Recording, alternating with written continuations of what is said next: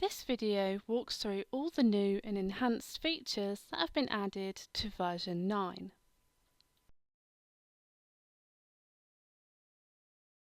So let's take a look at all of the new features and enhancements to drawing in version 9. To begin, let's create a new file. Now the first thing that you'll notice in the job setup form is that we have two job types that we can choose from, a single-sided job and a double-sided job.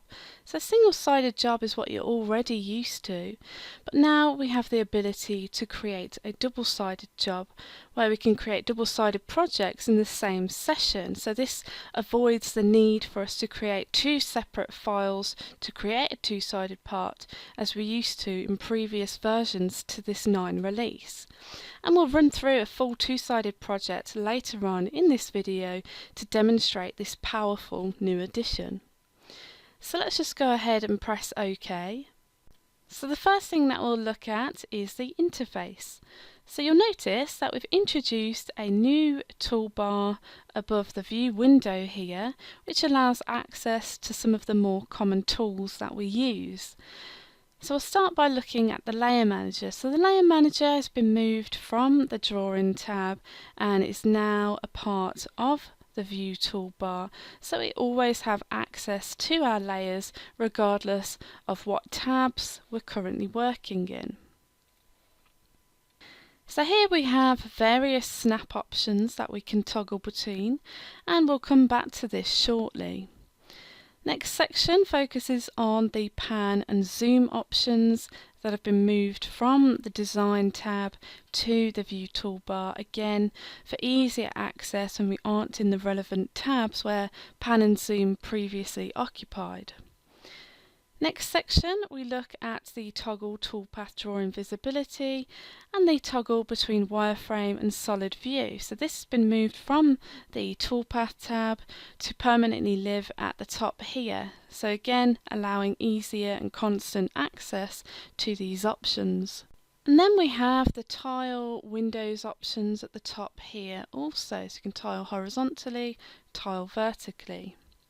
Now, when we're in a two-sided environment, you'll also have access to a further few options within the View toolbar, where you can flip between the top and the bottom side, and we also have a button that allows us to view the project in a multi-sided environment to help visualize the two-sided part, and we'll look at those options in the two-sided example later on. You'll notice that the Switch to Toolpaths tab now resides at the top of the Design tab, allowing us access to switch between the two regardless of what tab we're currently working with. And the same applies for the Toolpath tab, where we have access to switch back to the Design tab regardless of which Toolpath tool we're currently working in. So let's go back to the snap options here. So we've got 3 toggle buttons, one to switch on geometry snapping, which we're already familiar with the idea of geometry snapping. Then we have a toggle button to turn on smart snapping, which is a brand new feature that we'll look at in a second. And then we have a toggle button to display the snap grid. One of the major improvements that have been added to version 9 is the way that we draw in the software. With the introduction of Smart Snapping, drawing has never been easier. So what is Smart Snapping? So Smart Snapping allows us to snap to lines and extensions that don't actually exist as real geometry, which reduces the need for us to create construction geometry, and it helps us to create and align vectors or nodes. So let's first take a look at the snap options. We'll go to Edit, into the snap options form. So we have 2 new options in the snapping options form. We have snapping radius and we have smart snapping. So let's first take a look at the snapping radius. So the snapping radius, we now have the ability to choose your own snap radius, and this is how close that you have to get to something in order for you to snap to it. Okay, so if I just select the slider and drag that along, you can see that with every increment I have a circle displayed to me, and that is the actual snap radius. So anything within the circle we're able to actually snap to. Okay, so the default setting is at 10 pixels. And then we have the smart snapping options. And so with smart snapping enabled, you have the ability to snap to all sorts of lines and extensions. So you can snap and align things to the bounds of an object. We can snap to horizontal and vertical lines, tangents, lines that are perpendicular to tangents, span geometry, and angles. So let's have a look at an example of how we can utilise the powerful Smart Snapping feature. So we can see that we have everything enabled here. So let's go ahead and press OK. So in the Layer Manager, I'm just going to use that drop down, switch off Layer 1, switch on Layer 2, make that the active layer. You can see I have a set of shapes here that we're going to use to help demonstrate the powerful Smart Snapping options. So we're going to demonstrate the Smart Snapping using the Polyline tool, and this works with any of the Create Shape tools along with the Draw Arc and Draw Curve tool. So let's go into the Polyline tool. So let's bring the cursor into the job. Now at the moment we are currently not seeing any form of lines or extensions that I spoke about earlier, and that's because I've not yet clicked to create the actual polyline and I haven't woken up an object for me to align to. So what do I mean by waking up an object? So in order for us to start to draw where we align our drawing to an existing object, we need to wake it up. So to wake up an object, we simply run our cursor over the object that we want to wake up, and then will be displayed with various lines and extensions based on the object that we woke up. So let's have a look at the shape in the lower right hand corner. So I'm just going to run my cursor over that to wake it up. And then I'm going to move the cursor away, and I'm just going to randomly move that around, and you'll see now that we're displayed with a blue line running vertically through the centre of the object. So when you see a blue line, that's the software's way of telling you you've found an object bound. In this case, we've found the centre vertical line for the object that we've woken up. Again, if I move my cursor, you'll see we've found the right object bound for the objects that we've woken up. If I go up, we've found the bottom object bound, the centre horizontal line for the object there, and we've found the top of the object, and again we've found the right hand side, the centre, and the left hand side. And so having access to all of these lines just makes it easier for me to accurately draw new shapes that are aligned to other objects. For example, you can see that I'm still aligned to the top bounds of the shape in the right hand corner, so I can begin to create a new shape. Now when you create a shape, you can see here I'm presented with a vertical line.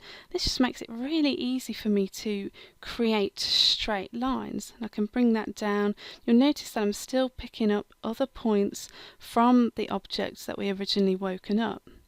Okay, so I want to align that to the bottom of the shape, so I'm going to click here, and then I'm going to come across. You'll see now I've got a horizontal line. Again, really nice way for me to keep my cursor straight so I can create nice straight lines. I'm going to click that in place and go up, and so it's found the center object bounds for both shapes now. Okay, so it's found this one. It is actually this one that it's woken up, and I can tell that because of this dot here. And then I'm just going to go up, I'm going to align that to the top object bounds of the shape that I'm currently drawing. I'm going to click that in place. I can also do angled lines, so you can see I can follow along with those angled extensions, making it a lot easier for me to create accurate geometry there. So I'm just going to click that in place at the centre, so it's found the centre object bounds for the object that I'm currently drawing, which is handy, and then we'll just bring that down over here to join that up. We also have the ability to wake up multiple objects that we may want to align to. Let's just close out there. I'm going to take this new shape, I'm just going to delete it. I'm going to go back into the polyline tool. So I'm going to wake this shape up here, I'm going to wake this circle up here. And if I follow along the right object bounds of the circle, I'd like to create a new shape that is aligned to the top of the right hand shape in the lower right hand corner. You'll see that I'm able to snap to that point to begin a new shape. So there's lots of scope here in order for you to draw up vectors that are aligned to various geometry that you have in your job. So we've looked at the object bounds, we've looked at horizontal and vertical lines and angled lines.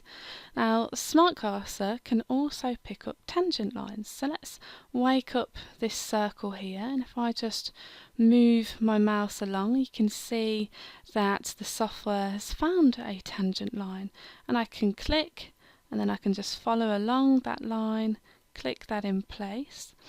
And the software can also pick up lines that are perpendicular to tangents from nodes or midpoints. And so you can see that we're displayed with that right angle there. And that's the software's way of telling us that it's found a line that is perpendicular to that tangent. So let's just right click there. We're going to take that vector, we're going to delete that. We'll go back into the polyline tool. Now Smart Snapping can also find connecting lines by waking up two different points. For example, if you cast your eyes over to the top right hand corner, you'll see that we have a square with a smaller square inside of that square. Now if I wanted to create another square that was between the two squares, all I'd have to do is simply come over, wake this point up here, wake this point up here. Then as I come back, you'll see I'm now displayed an olive green line, and you'll see my cursor's change. It's telling us that we have now found a connecting line. If I follow that along, you'll see I now have a snap point. That's telling me that this is the dead center of the 2 points that you just woken up. And I can click that to begin creating my shape. So again, wake this point up, follow that back, and I've found the connecting line. Over to this side, wake this point up, and I found the center there, this one and this one, found the center there, and then I can click to finish that drawing.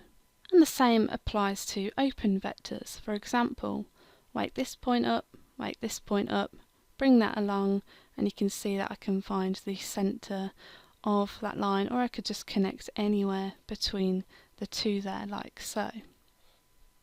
And so Smart Snapping is a very powerful feature for us to create accurately aligned vectors very easily without the need to create construction geometry like you saw in this example.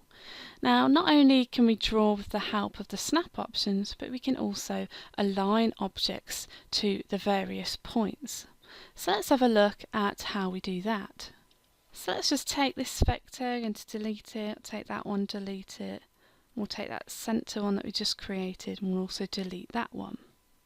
So let's just take this square, put it into transform mode, and then we're just going to take that, I'm going to wake this circle up, wake this point up here, and you'll see that I'm presented with various lines. At the moment, I'm currently aligning the square to the left side of the circle and the bottom of the shape that we have in the lower right hand corner.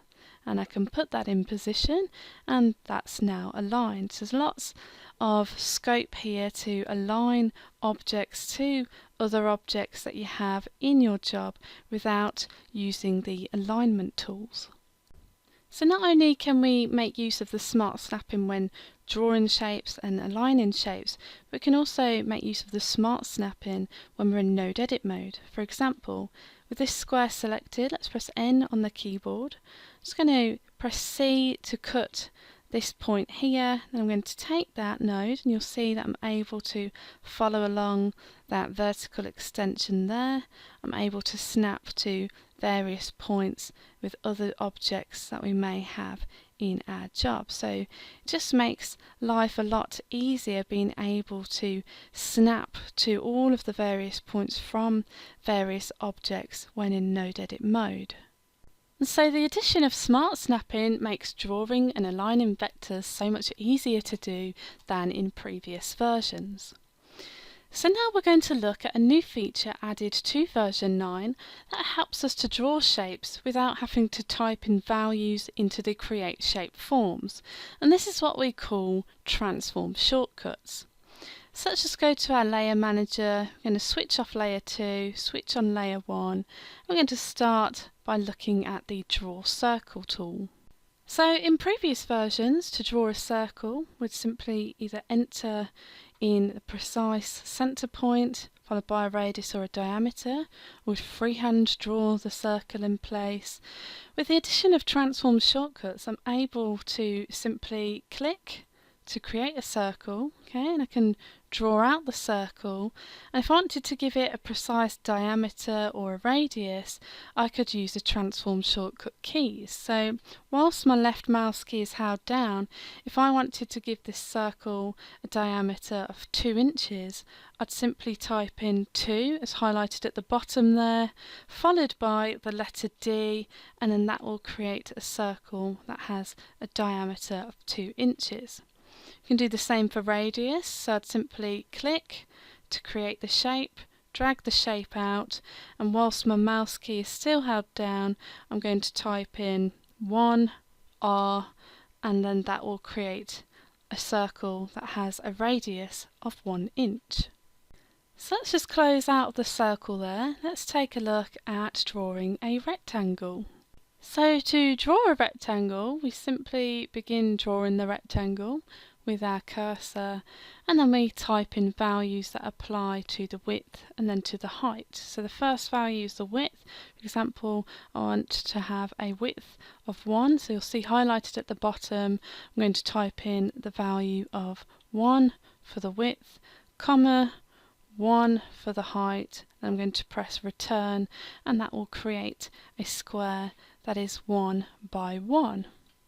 So let's have a look at another example. Okay, so I'm going to start to draw the rectangle. This time I'm going to put in a width of 3, followed by the comma, and I'm going to give that a height of 2, followed by the return key, and that will create a rectangle as a width of 3 and a height of 2. Now, not only can I use the transform shortcuts to create accurately sized shapes, but I can also move, rotate and scale objects without having to open up any forms. So let's take a look. So we'll just close out there. I'm going to take this rectangle, just going to delete it. And so first, let's have a look at how we can move an object. So I'm going to select this square, select it again to put it into transform mode. Now the way that we move objects with the transform shortcuts is we select it and then we move it in the direction that we'd like to move the object to. For example, I'd like to move this up the y-axis, and I simply press 1 followed by the enter key, and it will move that up by 1 inch. I could bring that back down again by selecting it, moving that down and pressing 1 followed by enter, and it will move that down by 1 inch. Not only can I move objects relative to its current position, but we can move them to absolute positions in our job. For example, I'm going to take the center point here, with that selected. I'm going to type in the exact location that I want to position this into. So I'm going to type in 0x 0y, and it will move that center point to x0, y0. Now if I wanted the lower left hand corner of that square to be at x0, y0, I'd simply take that corner there, select it, and then I'd press 0x, 0y, and it will move the lower left hand corner to the position that I asked it to. And so using the transform shortcut keys to move objects is much quicker than going into the actual move selected objects form. So let's just take that square, I'm just going to move that over. I mentioned that we can also use the transform shortcut keys to rotate an object. So I'm going to take that handle and I'm just going to start rotating it and I'm just going to type in 45, you can see that at the bottom, followed by enter, and it will rotate that for me by 45 degrees. So again, much quicker to do it this way than to have to go into the rotate objects form to then put in a number to rotate the object by. So let's just undo that. We can also look at sizing the part, so I could take that, pull on one of the handles there and simply type in a new size. For example, let's go with 0.5, 0.5 and then press enter, and then it will change the size of my shape to a width of 0.5 and a height of 0.5. We could also look at scaling an object in multiples of its original size. So for example, with this square 0.5 by 0.5, if I wanted to make that 3 times bigger, I could simply pull on the handle in the direction that I'd like to scale this up by, and then type in a number, for example 3, followed by the letter S for scale, and then that will scale that up 3 times its original size. So there's lots of shortcuts there to make for a quicker workflow without having to go into various forms. And there are many different transform shortcuts for the different shape creation tools, and all of the shortcut combinations can be found in the help guide and are used throughout many of the tutorial videos. So now let's have a look at a new tool that's been added into version 9, and that is the Vector Validator, and that can be found in the Edit Objects section, and it's this icon here. So this tool will enable us to find issues with vectors that are typically imported into the session that may get in the way of toolpath creation, where it looks for overlapping and intersecting vectors and zero length spans. So let's have a look at importing a vector file. So I'll go to File, Import, Import Vectors. I've got a file here. I'm going to open that. I'm just going to go to the Layer Manager, switch off Layer 1, and we'll take a look at what we've got here. So here I have a set of vectors, and because this was created in third-party software, I'd benefit from having the Vector Validator glance over those vectors for potential issues that may arise when I come to create any toolpaths. So let's go into the Vector Validator. And so as I said, this tool will help us find potential problems. It's going to look for 3 key areas. It will look for zero length spans. So span has a start and end point, and a zero length span is where the start and end point are on top of each other, meaning there is zero length between the start and the end point. We also have overlap, so this is where we have vectors overlapping other vectors, and we have intersections. This is where vectors can intersect each other or other vectors. And so we have the ability to search for these problematic areas, and if the Vector Validator finds any of these issues, it will highlight the problem area to us by using one of these indicators. So we've got a 0 and a blue square for zero length spans, a pink square and an equals symbol for overlaps, yellow square and a plus symbol for intersections. To search the entire part, you simply use the button to search all.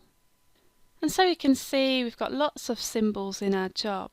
And if we take a look in the Vector Validator form, we can see we currently have 12 zero length spans, 48 areas are overlapping, and we have 99 intersections.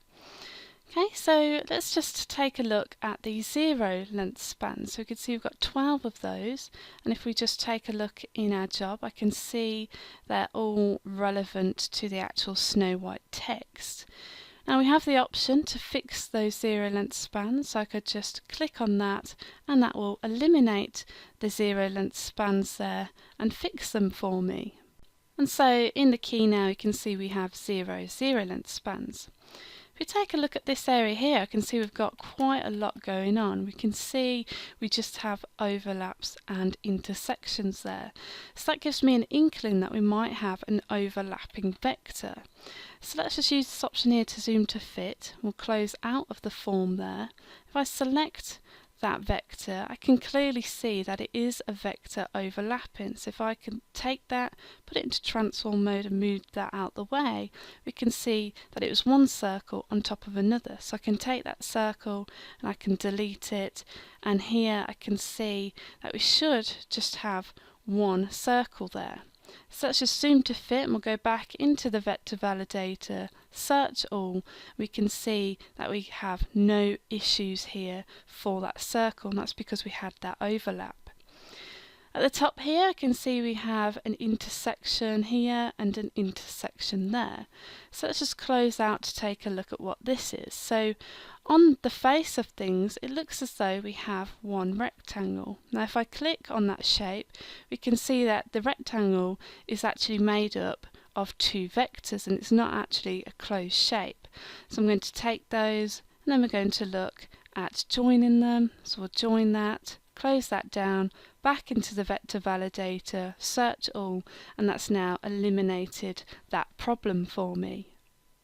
So now I have 0 zero-length spans, 0 overlaps and just one intersection. So let's take a look at that intersection. Okay, so I can see here we do have a problem with this vector, so let's just close out there. We'll go into node edit mode and we could just look at fixing that, or I could just simply look at deleting this node here, press F to fit that to the screen, and that should have cleared that up. So when I go back into the vector validator to search all, we have no problems there. So a very useful tool to just scan over any vectors that you import, and it will search for these problematic areas. For more information on the vector validator and to see it in action, you can take a look at the Working with Imported Vectors guide tutorial. So now let's take a look at some of the enhancements we've made to drawing in the software. Into our Layers tab, just going to switch off these layers. I'm going to go back to layer 1 in this case, close out of the vector validator form. So we've made improvements to the dimensions tool, so let's take a look. Go into the dimensions tool. Okay, so here let's just go to the length option and we'll just look at creating a basic dimension here. We're going to snap to the sides. You'll notice here that I'm able to position the text box wherever I want within my job. Okay, so I can just click that in place and you'll see that it's created that dimension, and you'll notice that the dimension is grey. So with 9 we've changed the colour of the dimensions layer so it's more subtle. Okay, with that in place I can edit this dimension by holding down Shift and I can select it, where I could maybe look at increasing the height there. I could change the font if I wanted to. And then I could also look at using custom text. So rather than it display the actual dimension here, I could use this check option here where I could input any text that I wanted here. For example, I could just type in width and whatever I wanted to put in there. To revert back, I can simply uncheck that and it will display me with the actual dimension value there. If we go to arc dimensions, it will recognise when a circle is selected and I can place the dimension anywhere around the circle. So you can see it's picked up that arc here, so I could click that and then I could position the box wherever I wanted. For example, let's put that there and you'll see it's telling me that has a radius of 1. I also have the option to show diameter. For example, let's go over to this one. So again, it's highlighting that arc for me, and then I could just input that and it tells me that I have a diameter of 2. So some nice new improvements there, and you'll see this tool being used in some of the tutorials. Another enhancement we've made, which you saw briefly here, is the ability to edit shapes whilst in the relevant shapes form. So you saw that I held down Shift while selecting a dimension in order for us to edit that. Let's have a look at some of the other shapes that enable us to edit existing shapes. So we'll close that down. I'm going to go to the Layers tab to switch off the Dimensions layer, and then we're going to go into the Circle form. So as we're in the Draw Circle tool, all I'm able to do at the moment is actually draw a circle. If I wanted to edit an existing circle that we currently have in our job, which I can see we've got 2 there, all I need to do is edit the shape by holding Shift while selecting. So I could hold down Shift, select it, and you'll see I'm now able to alter this shape. So I'll make the diameter of that 1 inch, and that will change that for me. And this holding down Shift while editing a shape applies to all of the various Create Shape tools that we have. Another little gem that we've added to our enhancement list is the ability to create tangents to and from a circle and creating tangents between 2 circles, and that's where we use the polyline tool. So we're going to go into the polyline tool. So to create a tangent line to a circle, I simply click, come over to the circle, press T, and then that will create that tangent line for me. So you see that again, so let's just go over, hover over the circle, press T, and then that will create that for me. Okay, going between 2 circles, simply click on the one circle, click to another circle, then press T, and then it will create the tangent line between the 2 circles there. So very handy tool for us to be able to accurately create these lines. So let's just switch off layer 1, and we're just going to switch on the layers where we imported those vectors earlier. And another enhancement that we've added is the ability to export the vectors as a PDF file. So go to File, Export, and you'll see that PDF has now been added to the list there. And so here we have various options that we can define. So you could choose a sheet if you had more than one sheet. You could choose your layers, so all visible layers, or you could be specific and select the particular layers you wanted to export out there. And then select the vectors, so export all or the selected vectors only. So we'll just go with all visible layers, export all, press save, give that a name, and then you can simply save that. And so this means that we can open up the PDF document. So here it is. I could double click on that and we can see our part as a PDF. And here we could look to print the file to scale if we wanted to, and it's just a nicer format for me to send designs over to my clients. A brand new feature that we've added into version 9 is the Array Copy Toolpath. And this tool allows you to duplicate one or more toolpaths as a block copy, which is very useful if you're wanting to mass produce one item, allowing you to take a selection of toolpaths and array them in a grid fashion. So let's go to File, Open. We're going to open the Vectric widget file. Okay, so here we have one widget. Let's go over to the Toolpaths tab, and we're just going to preview all of the toolpaths that we've got for this widget. So you can see we've got profile cutout, we've got pocketing, we've got drill holes, we've got some V-carving for the crosshatch, and V-carving for the actual Vectric widget text. And so this prototype has been approved for mass production. So let's have a look at how we can use the Array Copy Toolpath to create all of the duplicate parts that you saw earlier. So let's just close out there. I'm just going to switch over to the Drawing tab. I'm going to go to our Job Dimensions and Origin. I'm going to look at making this out of material that is 96 by 48 inches, so working with sheet material here. We could go ahead and just press OK there. Okay, so let's just tile our windows. We'll use the page down option, and we'll go back over to the Toolpaths tab. And so then you'd simply select all of the toolpaths that you want to copy. In this case, that's all of these. I'm going to use this option here. Okay, so you can see that there in the bottom left-hand corner. And with all of the toolpaths visible, we simply come over to this new icon here, the Array Copy Toolpath. I'll open up the Create Array Copy Toolpath form. Okay, so we can see all of the toolpaths visible in our list here. So you can see the tools we're using. So we've got 3 toolpaths that use the end mill, and we have 2 toolpaths that use the 90-degree V-bit there. And then this middle section here pretty much resembles areas from the Array Copy tool within the Drawing tab. So you may be familiar with what some of these options mean. So here we specify our rows. So in this case I'm going to have 5 rows in Y, and then columns I plan to have 11 parts going along the X axis. Then we choose whether we want to offset that or put in a gap. In this case, we're just going to put in a small gap of 1.5 in X, 1.5 in Y.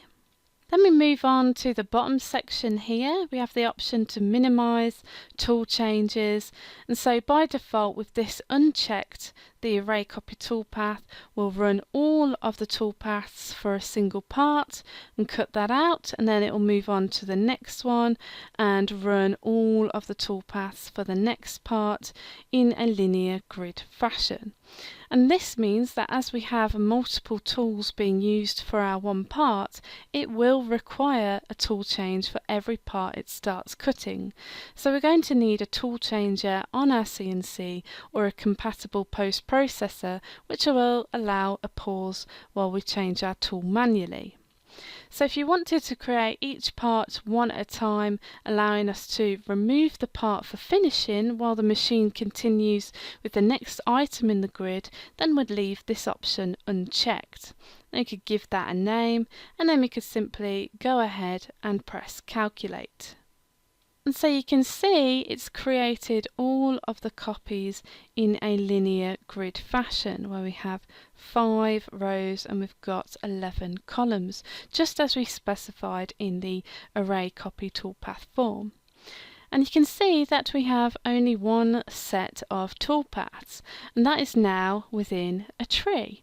And so we have the Array Copy Toolpath that consists of 5 individual toolpaths. And if we draw the visibility of the toolpaths here, you can see that we still only have the originating set of vectors for the part.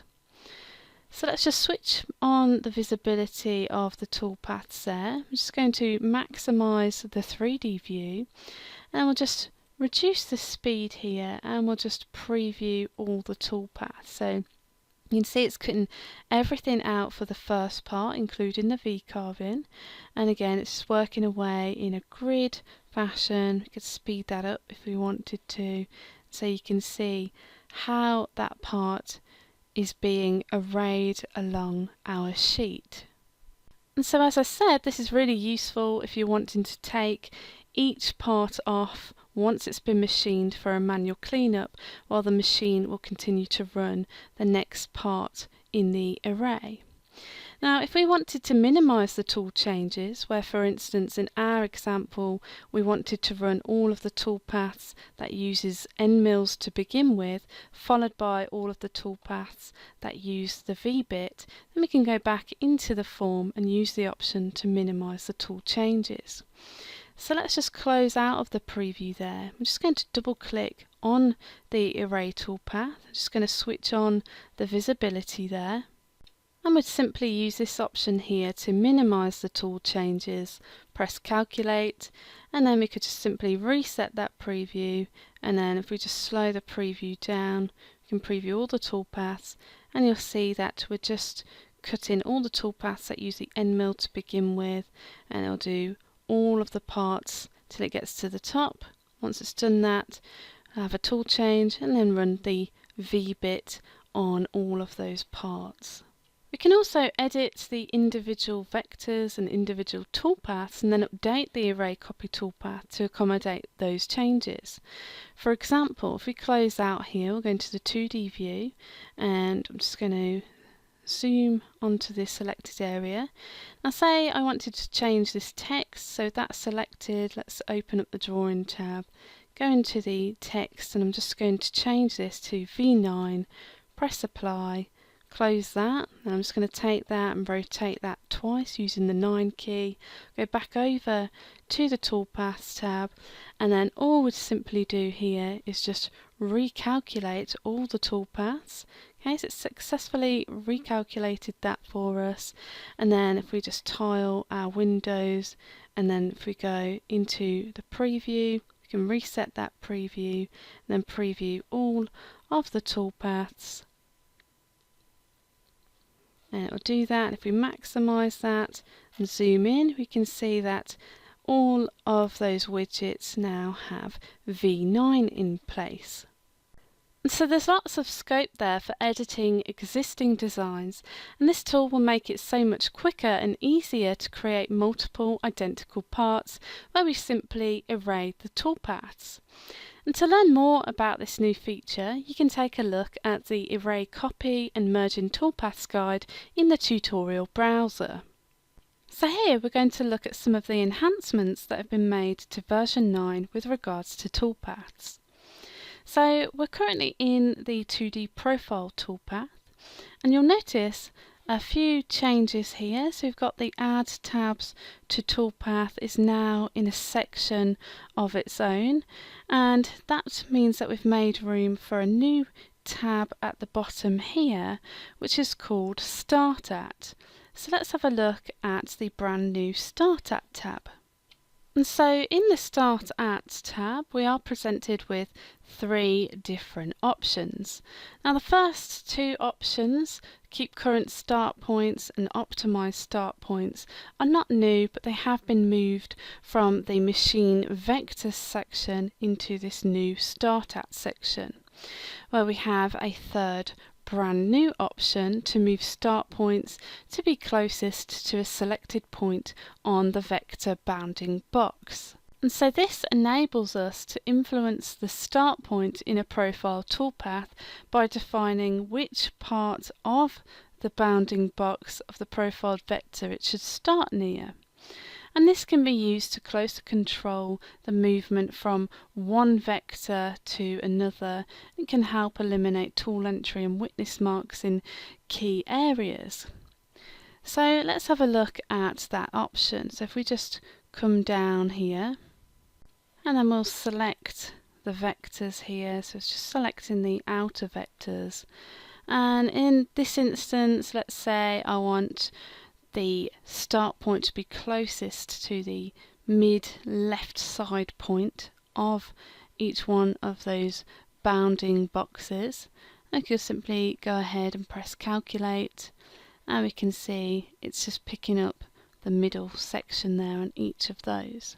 Let's go back in, double click there, and we'll just come down to Start At. This time I'd like to choose the option to start in the mid top point, so I'm just going to click there.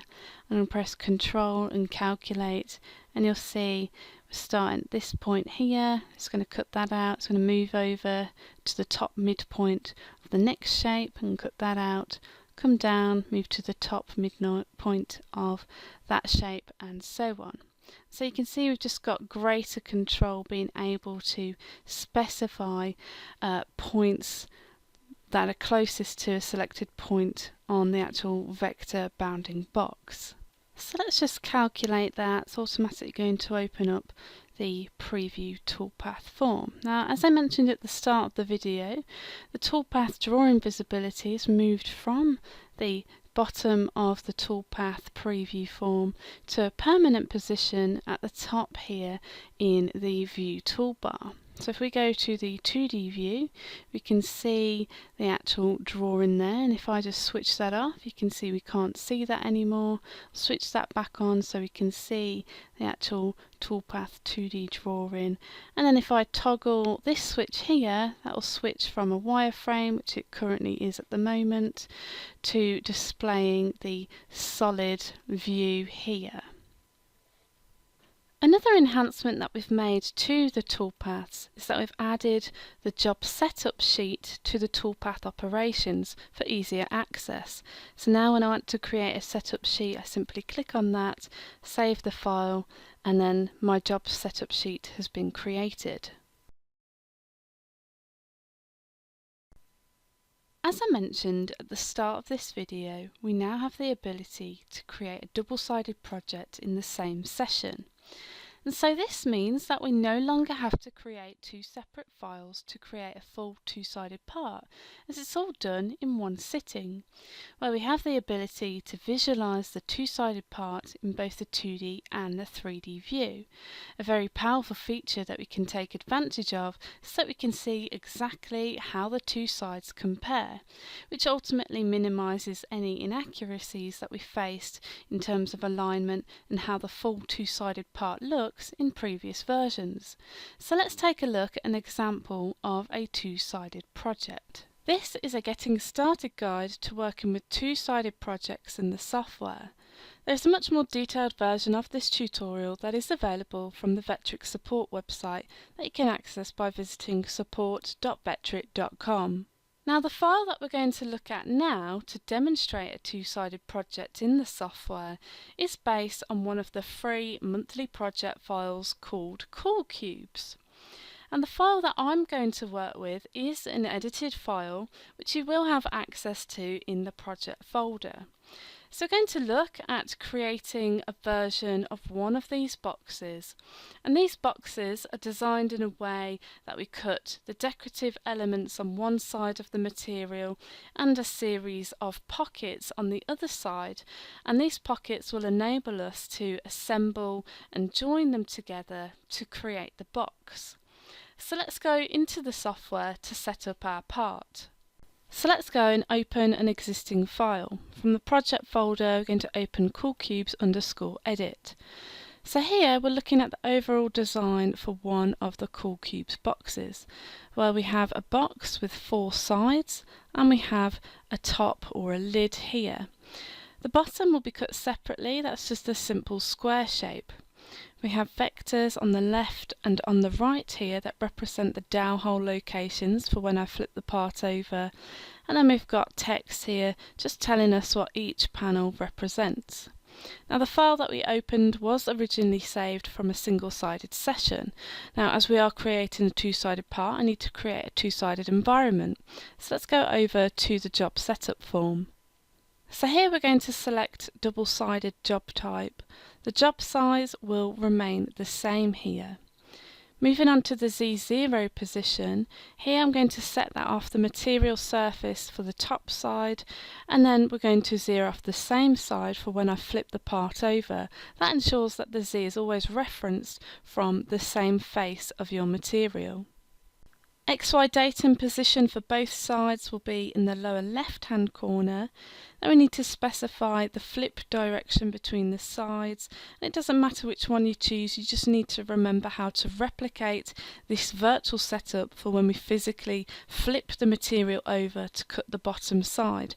In this case we're just going to flip that along the X axis. Then we can go ahead and press OK. So you'll notice now that I have icons at the top here. Now this icon represents the direction I chose to flip my material, and so being able to see this throughout my session will remind me which way I chose to flip the material. Then we have this button here which indicates which side I am currently viewing. We can see that the arrow is pointing to the top of the block, therefore I know that I'm working on the top side. To switch to the bottom side I can simply click on that icon and you'll notice that the arrow is now pointing to the bottom, telling me that we are now looking at the bottom side. You may also notice that my rules have changed colour, and this is just another indication to remind me that I am now on the bottom side. I also have an additional button over here on the right hand side which enables me to work in a multi-sided view, and this enables me to see vectors that I may have on the other side in the 2D view like I can see here. It also enables me to see 3D information in the 3D view, for example when I simulate my toolpaths, and we'll look at that later on. If I switch off the multi-sided view, I'm only able to see what is on the current side that I'm working with. At the moment, all of the vectors are currently on the top side. That's why I can't see anything here. And if I turn on multi-view, I can see the vectors on the other side as though I was looking through the material. Now these vectors that I can see on the other side are a light green. I can't select them or edit them on this side, I can only see them. And this is very useful, having the ability to see information that exists on the top side in terms of where I align new vectors for this bottom side. And not only that, but I can snap to geometry that exists on the other side. For example, I could draw a rectangle and snap to the rectangle, the square that exists on the top side, and I can do the same for other shapes also. And so you can see I'm able to easily draw or almost trace around items that exist on the other side. It's going to take both of those and we're just going to delete them. And so having the multi-view switched on is very useful for me to see all of the information in one session. So let's just switch back to the top side. Now I don't need to create any vectors in this example. I have all of the vectors that I need to create the box. I just need to organise them in terms of what side they're going to be cut on. So I'm just going to click and drag a box in the upper left direction, and anything that touches that selection box means that it will be selected. And you can see that I'm just holding down Shift to select the other vectors. So the vectors that I've got selected here, I want to move them over to the bottom side. To do that, I'm going to right click, use this option here, move to the other side.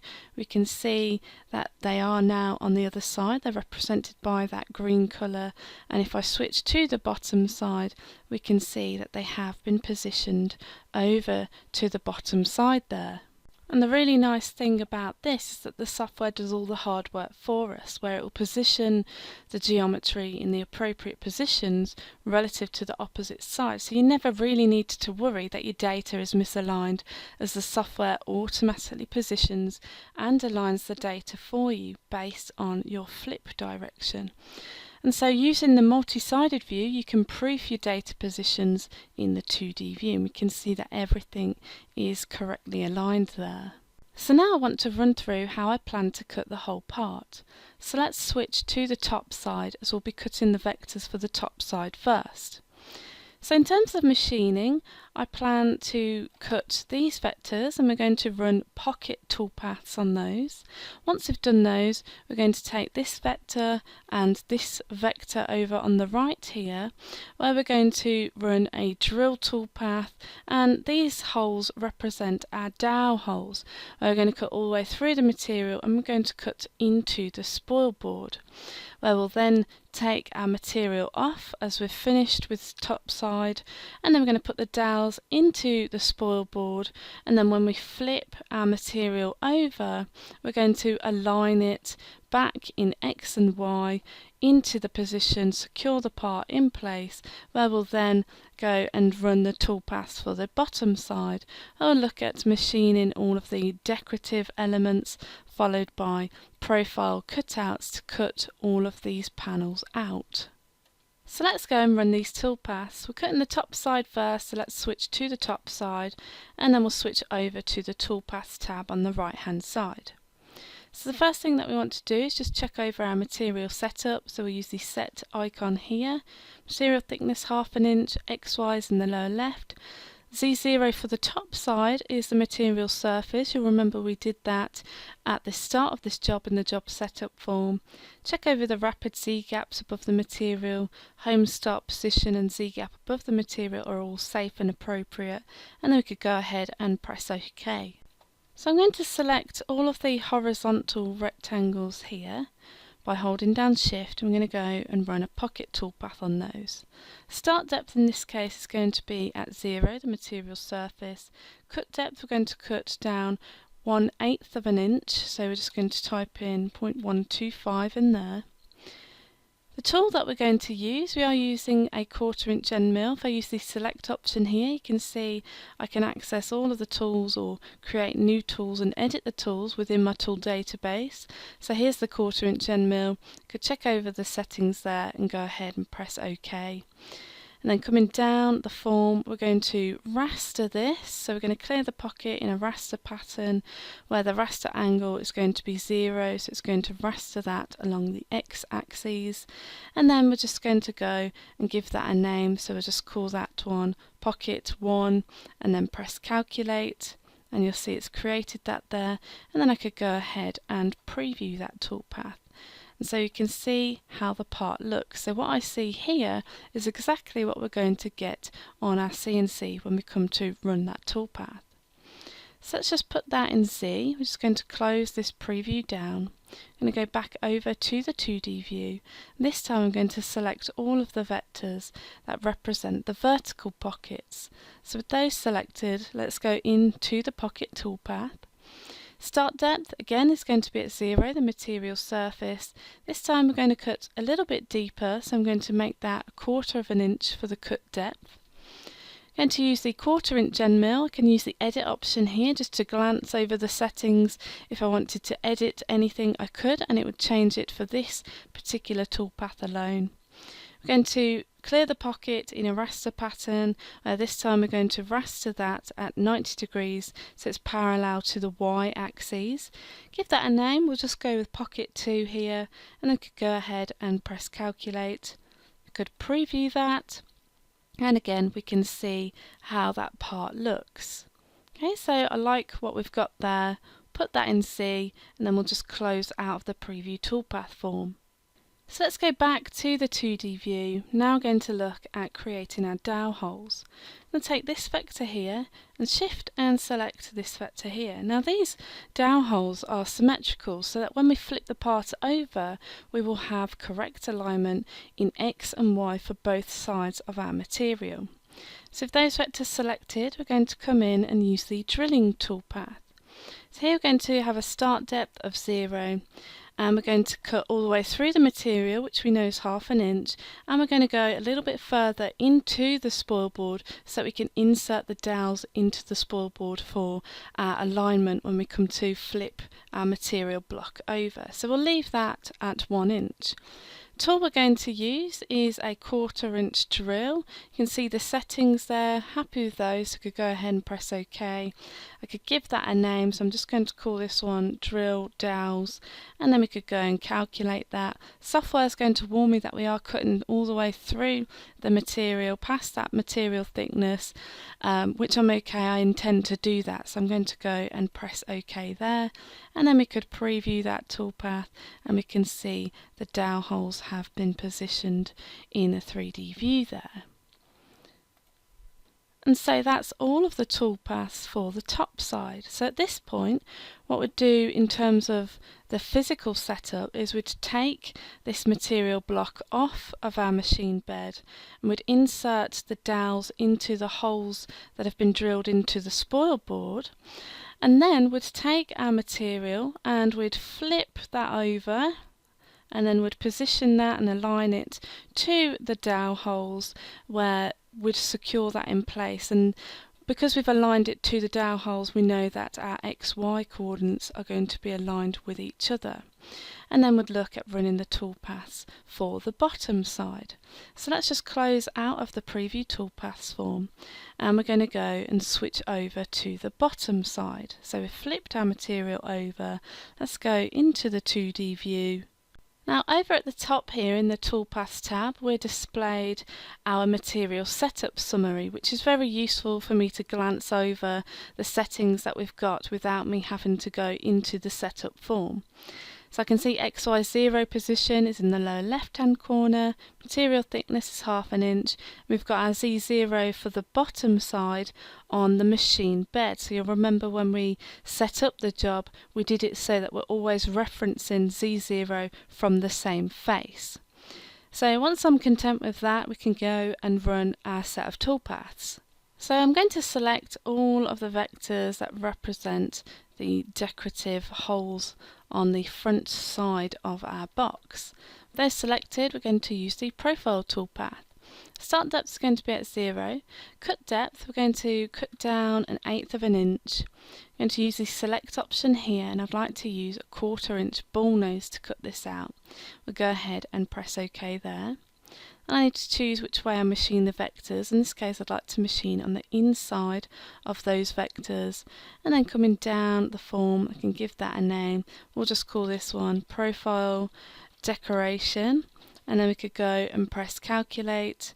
It'll calculate that for me, and then I could go and preview that, and we can see what our part looks like. So you can see we've got these nice decorative holes there on the face of our box.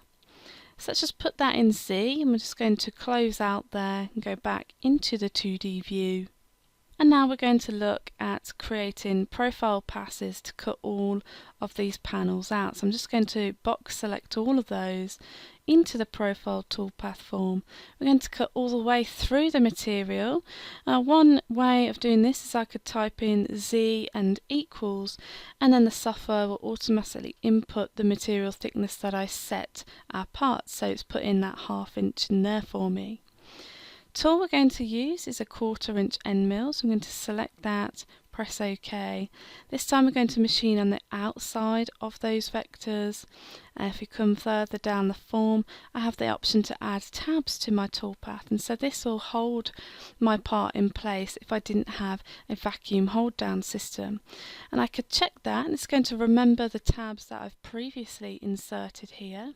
I can edit the tabs if I didn't like where they were positioned, so I could click on one to delete it, I could click to reinsert it, I could click to move them, or I could just go in and enter a new constant value in here, and it will automatically put those tabs in place for me. So let's close that. I'm happy with the positioning of those tabs, and then I could just give that a name, and we'll call that one Profile Cutout, and then simply press calculate, and then we could go ahead and preview that toolpath. And so I can see how my part is actually going to look when we come to cut that out on our CNC. And because we're in a multi-sided environment, I can also view the toolpaths that we previously cut on the bottom side. And so it's very important here that your part looks correct at this stage, as the toolpath preview shows you an accurate representation of what we'd see on our CNC machine if we was to go ahead and run these toolpaths. So if something doesn't look as you wanted it to here at this stage, you can go back and make edits to the toolpaths and then recalculate them until you are satisfied with the results that you see here in the toolpath preview. And that's what makes a toolpath preview with the multi-sided view switched on such a powerful tool when working with two-sided parts. So at this stage, now that we like what we see in our toolpath preview, we could safely say that we could go and save out our toolpaths. So to do that, we'd simply close the preview toolpath form down, and then we could go over to save toolpath. So I could simply select one of the toolpaths here. If I wanted to, I could choose this option to add side to the toolpath name. Then you'd go ahead and select the post processor from the list, and this will format the data for your particular machine. So you need to choose one that is suitable for your machine. So then we'd go ahead and save the toolpath, and you'll notice it's already put the bottom at the start of the profile name, as we had the add side to toolpath name option checked here. So it just makes it easier for me to know which toolpath I'm selecting when I come to run the toolpath. So all the bottom toolpaths will have bottom in front of the name, and all the top toolpaths will have top in front of the name with this option checked. And so I'd simply save that out. I could select another one to save that. You'll see it's called Bottom Profile Cutout. I could save that one, and then I could come over, switch to the top side, where again I could simply save these toolpaths out, and again it will come up with the name top in there. And so you'd save those out for the other toolpaths that you have in the list there. And so the last thing to do here would be to save the file, so you have a copy of that where you can make edits to it at a later date. So go to File, Save As, and in the project folder I'm going to call that one two-sided machining getting started, and then I can press save and that will save that for us. As I said earlier, there is a longer version of this tutorial that is available on the Vectric support site that covers this example in much more detail. So thank you for watching. So that completes this What's New video. For more information on upgrading to version 9, please visit the Vectric website. Thank you for watching.